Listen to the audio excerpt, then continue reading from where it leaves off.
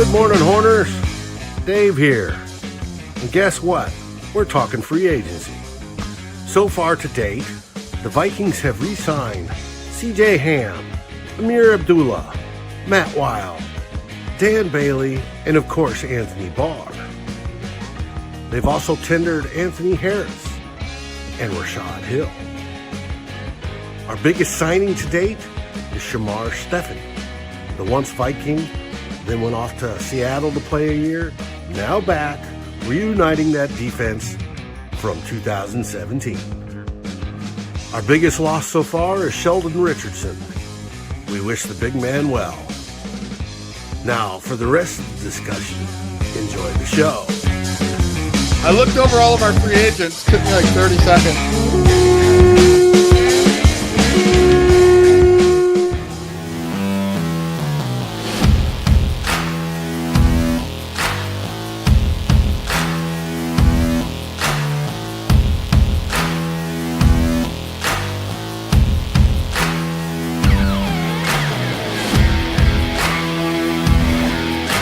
Red light, yellow light, green light, go! We are the Gjallarhorn show! We have a one-eyed man playing the drums. Can't do the fucking Def Leppard this week, dude. Good morning, Gjallarhorn. We're here. Dave, Drew, and Ted. Meow, meow. Come to talk free agency. Well, this won't be a very long show then, will it?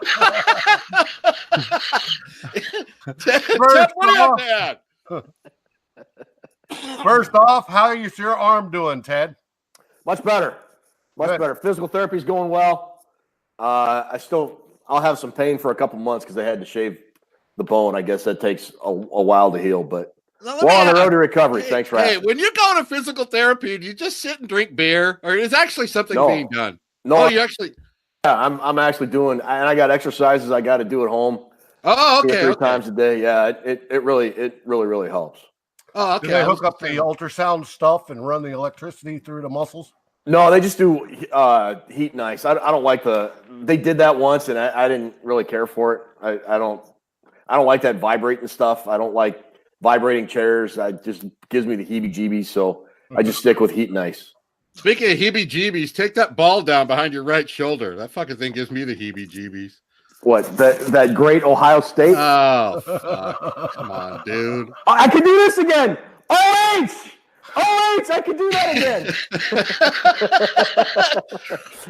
I couldn't do that. I got. Well, right here I have a football signed by Chuck Foreman that my brother Bradley. Yeah, that's the one we want to see. The Chuck Foreman signed football, baby. There we go. Anyway. Woo-hoo! Hey, Drew, how have you been this week? I'm doing good. Just compiling all my draft information for next month. We got a month to go, a little bit more than a month.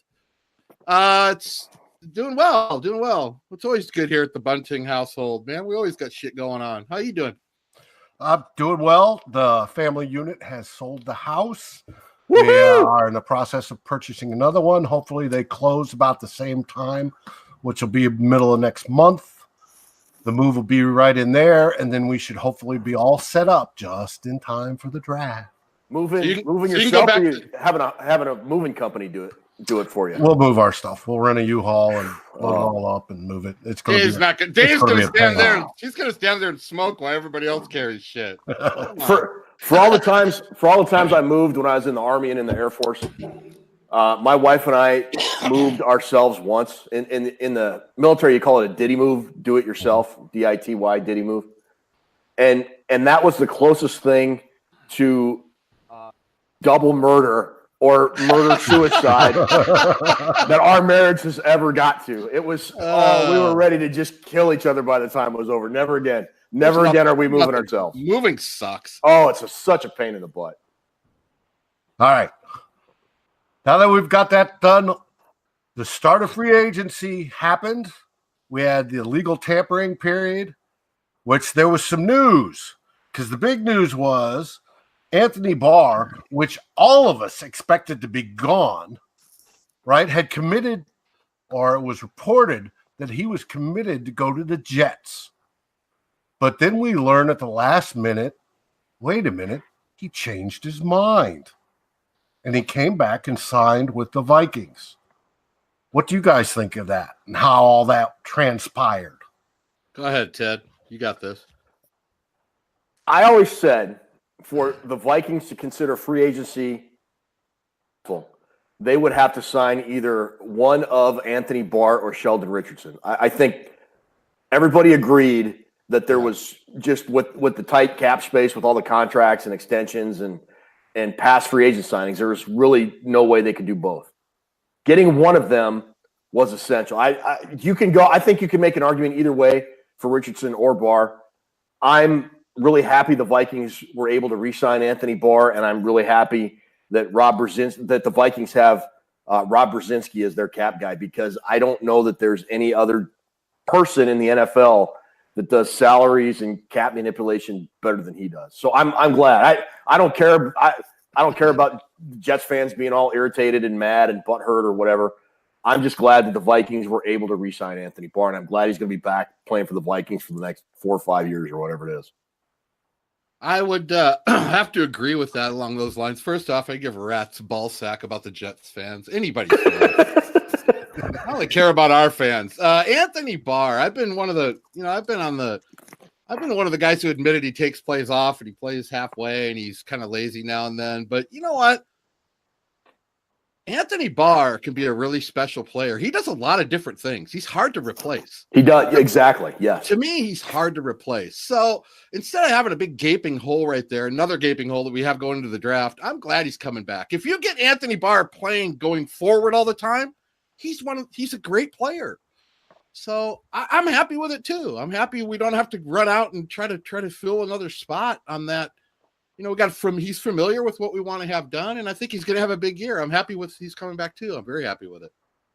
Oh, you're right about going forward. He also does well side to side. It's going backwards that causes us a little angst.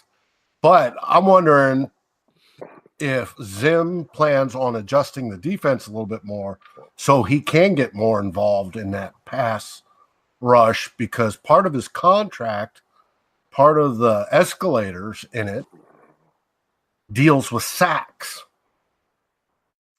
and that led us, everybody was under speculation at that point in time. The Vikings had been talking to Everson Griffin saying, hey, we need to renegotiate your contract or you're going to be gone, basically. And Everson, the word was, he was saying, no, I'm not touching it. And we thought, well, at least we have Barr to step in on that side if necessary. But even if not necessary, that extra added shuffle it from anywhere behind the line to rush should be a good thing. But as we do know, Everson Griffin did renegotiate and cut his cap hit down a bit. What do you guys think of that?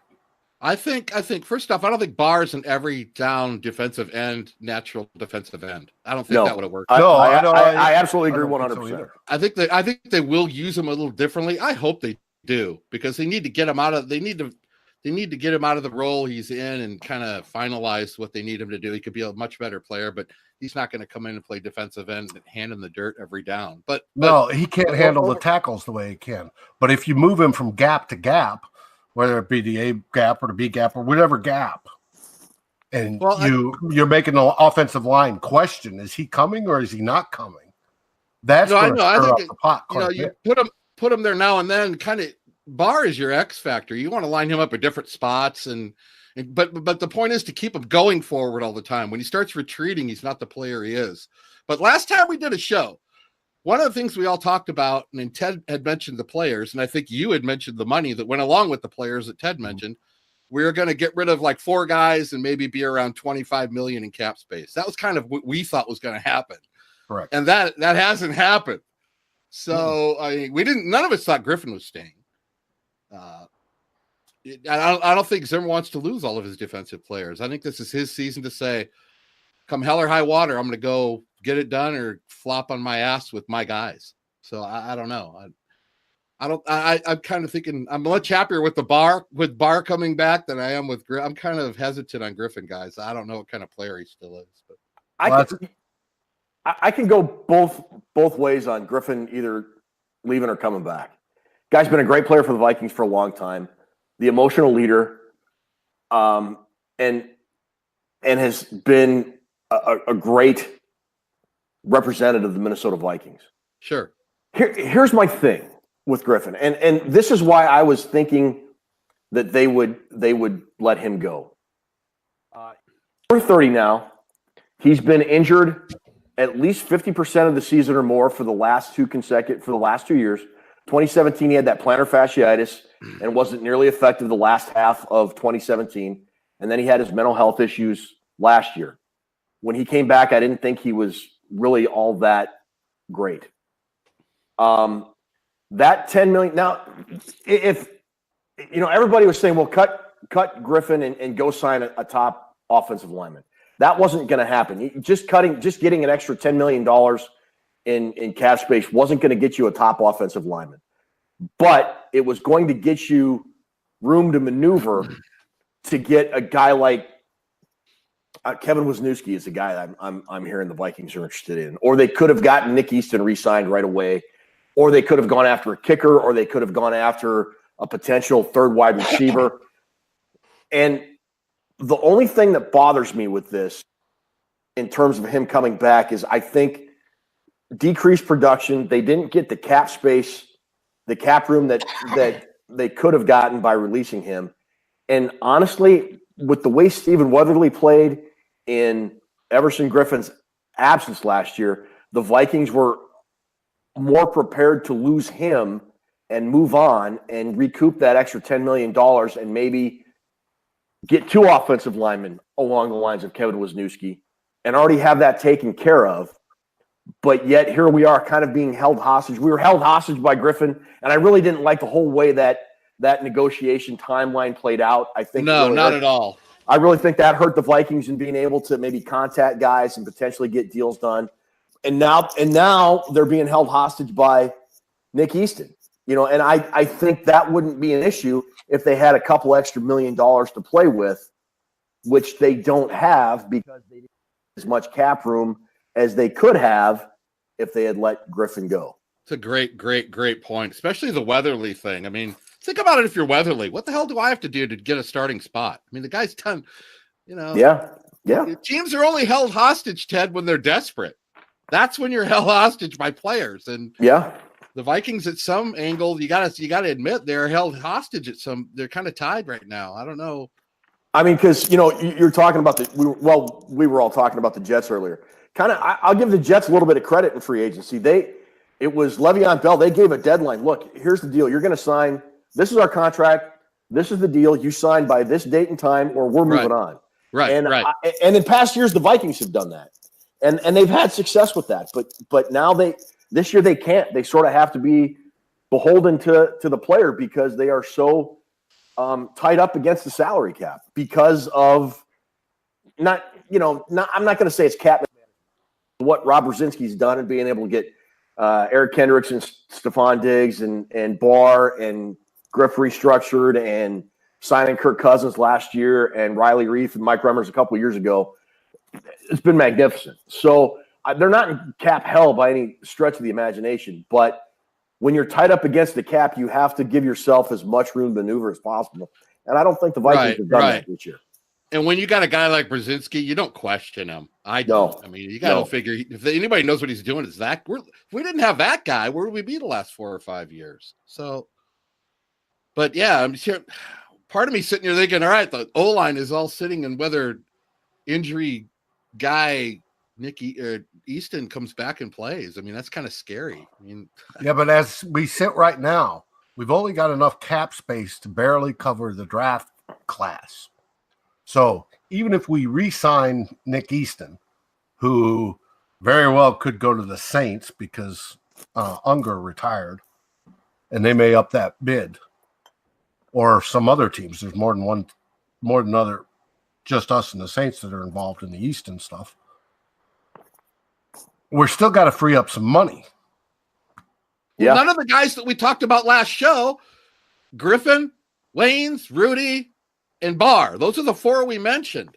None of those guys are gone. So none of it has happened the way we said, which goes to show we don't really know what we're doing here. But Well, no, it's what's being reported. There's multiple teams that are supposedly interested in either Rhodes or Waynes. Oh, don't tell me again about the Waynes. God, can we just put this? Can we put this on a? Can we just put this on a stake and burn it? Hey, I am so done with the Vikings are going to trade Trey Waynes or Xavier Rhodes. Yesterday, I drove about 2 hours to go to a wedding up in Bloomington, Illinois. Yeah, that's dedication right there. I guess in that time, rumors were rampant that the Vikings had either traded Xavier Rhodes or Stephon Diggs was getting traded to Washington. I'm so glad I missed most of yesterday. I really am. I had so much fun. Anyways, that's nothing more than if Zimmer's not going to let Everson Griffin go. Hear me out on this. If Zimmer's not going to let Everson Griffin go, of all the guys on defense you could absorb to lose, I would argue. Right. He's not gonna let one of his starting cornerbacks go. He's not. He's just not. No, Griffin would be the first one to go in my eyes. I would have to, more than anybody but else. That leaves Rudy. Rudy's offense. Zimmer doesn't care about him. Let him go. Zimmer says, you got my offensive guys. You got the offensive guys. I'll take care of it. You do whatever you want with that. All my guys are staying. If Rudy was a situational pass rusher, he'd have gotten a raise, baby. or a nickel corner. Did you play a nickel corner? I don't know. Yeah, but what I'm saying is they cannot sign Easton. No, they can't. Without letting somebody go to free up some money. No, I absolutely agree with you, Dave. I didn't mean to step on you with the trade and stuff. You're absolutely they can't pay their draft class. They've got to do something. I know. It just I don't know. This whole free agency period with the way the Vikings handled the Griffin restructure, timeline, the amount of cap space that was made available or not made available because of it, and not doing anything with like Kyle Rudolph or maybe even Linval Joseph. I think there's some room to do a restructure with him. It's aggravating. And I really hope the Vikings do something. But it's just been aggravating to this point. Listen, we don't need aggravation. All right, Ted's right. Leave the Vikings are making it more difficult than what they need to do. They're making it a lot harder. Leave your corners where they are. Just leave the corners. Yeah. Leave O'Neal at right tackle. Leave him there. Oh God, don't even. They need to sit down and go. Take a tablet, write down what do we need to not mess with. You already got problems. Don't make it worse. Leave the corners where let them both start. Leave the corners alone. Leave O'Neal alone. We don't need to shuffle and do. At this point, I'm thinking they're trying to make it a little more difficult than what it really needs to be. Doesn't it seem like that? Yeah, very much so to me. Yeah, they're really trying to reinvent the wheel when it doesn't need reinventing. They need money though. Well, they got. Now we're down to. Let's look at it, guys. This is a free agent show. We're not really going anywhere on the offensive line, free agent wise. I mean, you could say signing some guy off Jacksonville's practice squad will make the fans happy, but everybody knows better than that. I mean, there's really only two ways to handle the offensive line now. That's with a trade or the draft. So it needs to be fixed, or they're going nowhere. So the time is slipping down to the options are slipping away to what they want to do. According to Over the Cap, the Vikings have $2.3 million available in cap space, which still won't pay for your rookie class. It might. Yeah, you're right. So you're absolutely right. They have to do something, but it's tough to see what that something is if it's not, restructure and Rudolph or possibly Joseph or who else. Let me look at this website. Cousins? Yeah, that ain't gonna happen. No. There's just The quarterback. The quarterback carries so much power. I mean, to think about it, $29 million cap hit for a guy that's a mid-range quarterback, and nobody seems to think that that's a problem. It's weird the power that a quarterback brings. Yeah, with them, it's very strange. I mean, other players get called out for a lot less. I mean, for $29 million cap hit, you figure you got a top 5 guy. Yeah, but they played the market. The market was slim. Oh, so I that agree. raises the price of what was available. And that's my whole. Yeah, I agree. That's kind of my whole point is that the quarterback gets away with it a lot more than everybody else does. But they're running out of options to fix the O-line. The O-line has to be fixed, guys. Well, there's reported besides Easton the Vikings want to re-sign. There's also interest in Josh Kline, and as Ted said earlier, Stephen Brzezinski. Does that fix it though, or is that going to get Remmers? I mean, there's a difference of fixing the offensive line.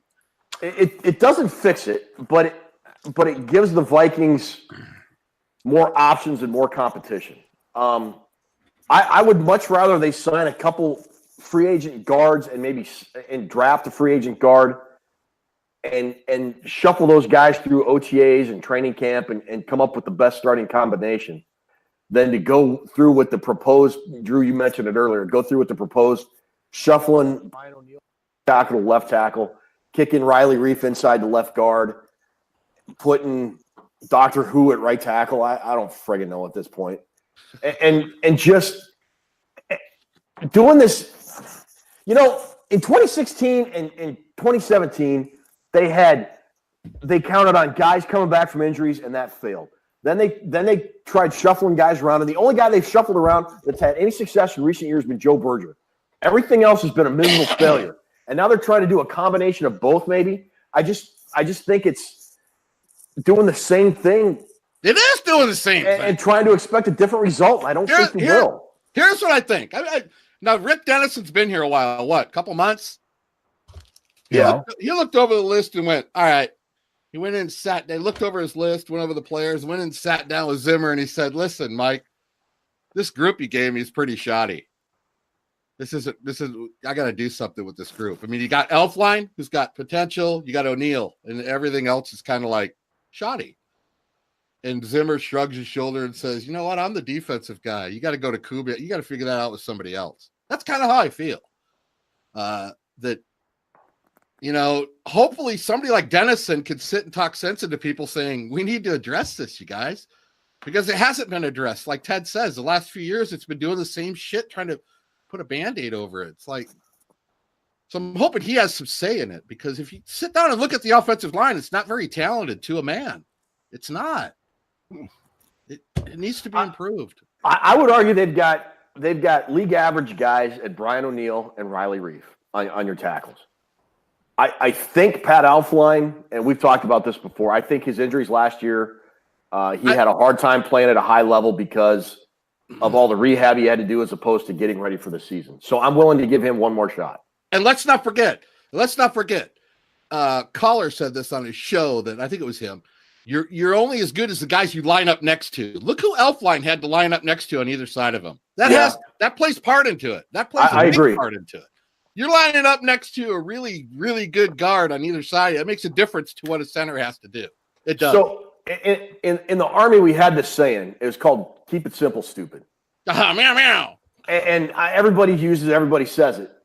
And I think the Vikings are just making things too complicated by a half if they're looking to shuffle guys around. I think you've got good anchor points in Reef and O'Neill, your left tackle and right tackle. I think Elflein is a good anchor point at center. Just don't get cute. Draft guards. Sign guards Rick Dennison thinks can work in his zone blocking concepts and schemes and go from there. I think they will get a lot better result if that happens, but that's just me.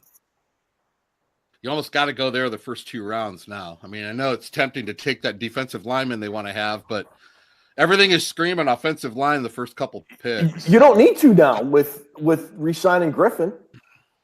Well, speaking of defensive line, the re-signing, or actually after he was gone a year, is Stefan. Oh, Drew, yeah. you said you did your research on that. Yeah. Tell us about our big free agent signing, Drew. The only one. I didn't do a bunch of research on it. I was kind of sticking it. I've been doing a bunch of draft research. I just got done with all my offensive guys. I don't know. I mean, I know he was really good when he played with the Vikings last time, and I was kind of bummed to see him go. But if you're trading him off for Sheldon Richardson, you're having a drop off. That's for sure. But yeah, hopefully he can he can step it up. I'm pretty sure. I know he can play. I want to see if our draft pick from Iowa from a few years back, was it 2 or 3 years ago, the 3rd or 4th round pick, Jaleel Johnson. Jaleel? Not Jaleel White. That would be Urkel. I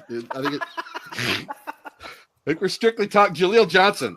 I would like to see if he can. That's the guy that's going to fill it. I think if he can get it done. I mean, he's ready to start now, isn't he? I mean, we draft everybody and develop him for 2 years, so he's ready, right?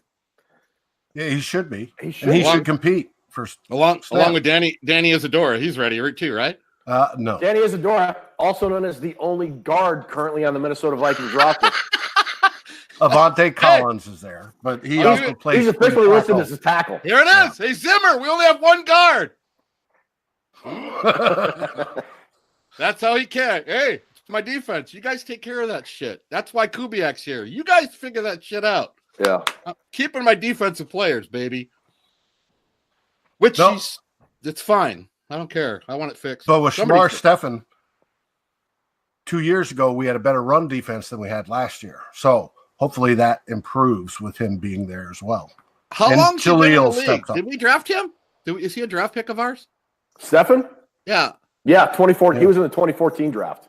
Oh, he's still relatively young then. He was like the 6th or he was a late round pick, 6th or 7th. I'd have to look it up, but yeah. 7th rounder that worked out? Well, he was late. Yeah, the only reason I remember is because when it looked like Barr was going to sign with the Jets, I looked back at that 2014 class and was going to do a post on it. I'd actually started writing it, because it had Teddy Bridgewater and Barr and so much hope and promise. It was all gone. It was like this dark, depressing, kind of like Doors song. And then lo and behold, I wake up and Barr's back. So my only friend, the end. This is the end. Yeah, I could see you sitting down, getting ready to write your end post. That's pretty funny. Oh God, Drew, you've been working on your pre-draft stuff. Yeah, hey, we're gonna have like 4 shows before the draft, right? Oh, hopefully. Well, what I was thinking is we could take one positional group each show and kind of break them down a little bit. Well, I have to do I'm more just than a lackey, one group though. per show. I'm a lackey. You guys are the bigwigs that run it, so I will just leave it up to you. But I've done all my offensive guys, and I've done the defensive tackles, but I got the rest of the defense to work on. So, and have you looked at kickers? Dave. Hey, they need one. Don't have room for it, but they need one. Let me see. Well, here's a guy from Baloney Tech. He didn't miss any field goals from 20 yards or in. He's signed. Get him. Let's trade up and get him in the 3rd round. No, I haven't looked at kickers. To answer the question, no. I don't think you draft a kicker. I think you go undrafted free agent. I agree. That's where they all end up. I mean, there's like 20 or 30 kickers on a list. Like 2 get drafted, the rest go to undrafted free agency. Just go through all those guys after the draft. Don't waste and the drafted ones have mental breakdowns halfway through the season. Don't waste a pick on a kicker. Come on, only a moron would do that. Wait. No, but I've done all my offensive guys. I got that ready, and there's a lot to chew on with the offensive line guys. A lot of 2-position guys. There's a lot of ways the Vikings can go at 18. Are we still planning on doing the live show on for the 1st round? Yes, we better be. I want to. All right. I got my Klein Saucer jersey in the mail yesterday. I want to wear that. I'm gonna wear that. I'm wearing that for the draft. So nice. I would love to do a 1st round draft show. So Todd. We could do some Kuiper. We could do some Ted Glover. We could do all that shit. That would be fun. I would like that. All right. Good. All right. Here we got a little rapid fire for Ted Glover. Oh, geez. Here we go.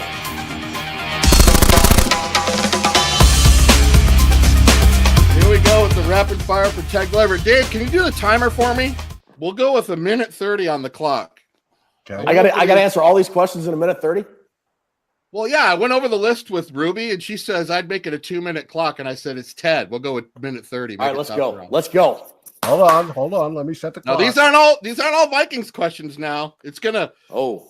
Okay, this is gonna test your intestinal fortitude. Oh, geez. Your toughness. It's gonna especially test your brain. Can I pass and come back to it later if I need to? Yes, you can pass and go back to it later. It's going to it's gonna be a test of your brain and your mind at the same time. Are you want like 1 or 2 word answers? What are the ground? No, just answer it. Just answer. There'll be obvious answers. Okay. There'll be obvious answers. But you have 11 questions in 1:30. I'll give you 2 minutes if you want the 2 minutes. That's fine. Give me 1:30. Okay. Dave's doing the timer. You got you ready, 11 Dave? questions. Yeah, we're ready. If you land these 11 questions, you get the big bonus question, which will pay off in a big prize. But you got to get the first 11. The timer will start at the end of my first question.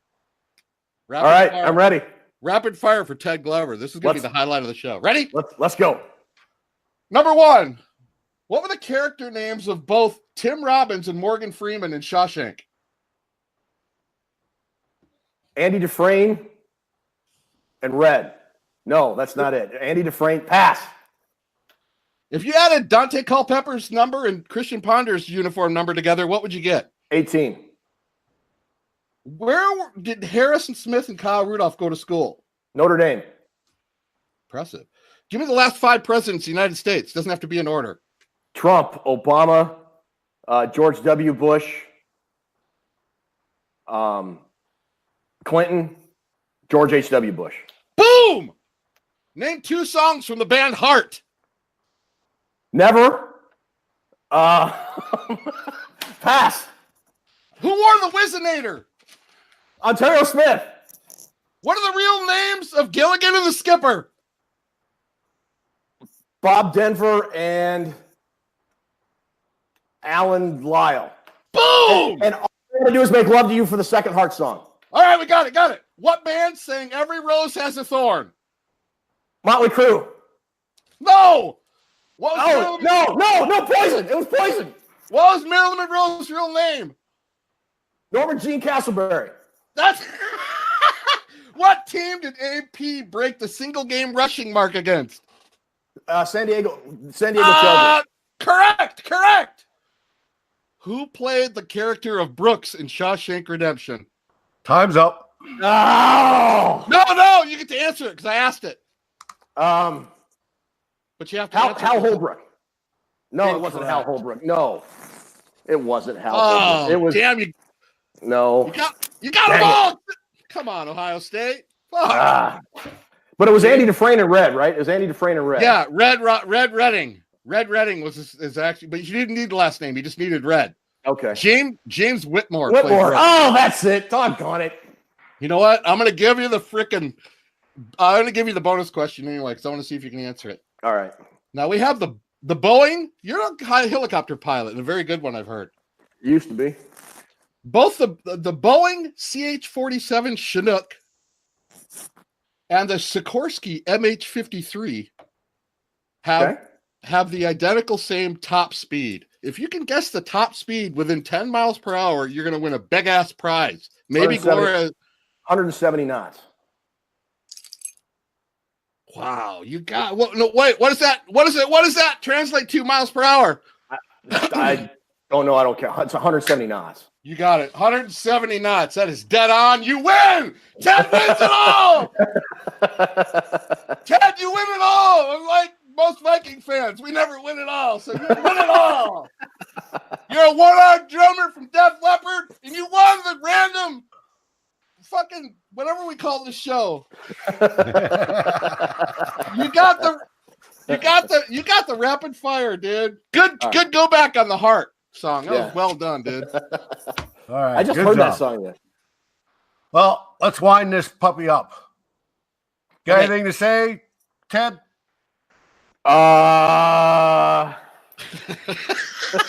Doing anything over on Daily Norseman? I haven't in a couple days. I plan to do another mock draft, roll one out first part of this week. What'll that be? 4 or 5? I think I'm at 5 now. I don't know once I do this one. Don't be picking no Hawkinson at 18, or you're gonna get a big comment from me. I'm gonna draft nothing but Ohio State offensive linemen in one draft. They lose their mind. I don't know. I've been learning a lot about Ohio State doing this draft research. Really? Get this: Haskins, Isaiah Prince, Paris Campbell, Michael Jordan. Michael Jordan, the center, who also plays guard.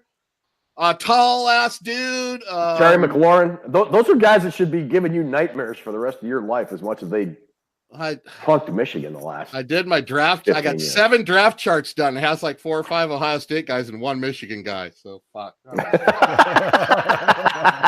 you know me. I don't do a heart. I don't go with my heart. I go with what the brain says. Yep. I go meow meow Viking pal. All right.